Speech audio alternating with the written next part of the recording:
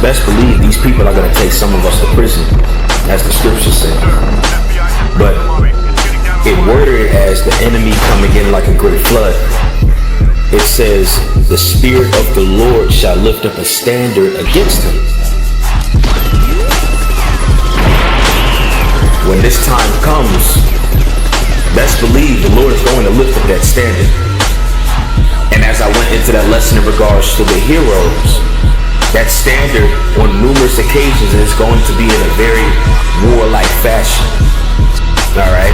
It's going to be in a very mighty fashion. Even in that lesson, I said it's going to start getting very mighty around here. Obviously, we know that a lot more things are going to happen. All right? A lot more possibilities. The possibilities are endless with the Lord and what's tied to his spirit. He's omnipotent.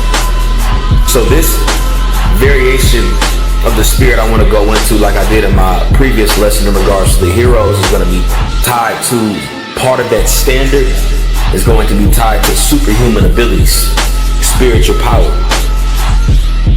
When you read this word spirit here in the Hebrew, it's raha. And when you go into all these different definitions, it says so many things, but one that stands out majorly in these definitions, it says, when you look at one of the definitions, it says imparting warlike energy and executive and administrative power. So it says to impart warlike energy within somebody. So when you go back to Isaiah 59, where it says the Spirit of the Lord shall lift up a standard, we can't deny that part of that standard is going to be in warlike energy. Men increasing in the spirit. Mighty things happening, only things that you see on the movies and the shows and such. Only things you see on animes and such. This is the type of standard that's going to be lifted. All right? Because when that standard's lifted, I mean, be prepared when it happens. The Lord is going to use his men in very major ways. My people shall be willing in the day of thy power, in the beauties of holiness from the womb of the morning. Thou hast the dew of thy youth. Behold, I give unto you power to tread on serpents and scorpions and over all the power of the enemy, and nothing shall by any means hurt you.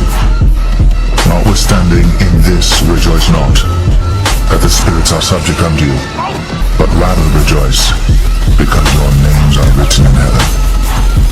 Behold, I will make thee a new sharp threshing instrument having teeth. Thou shalt thresh the mountains, and beat them small, and shalt make the hills as chaff. Thou shalt fan them, and the wind shall carry them away, and the whirlwind shall scatter them. And thou shalt rejoice in the Lord, and shalt glory in the Holy One of Israel.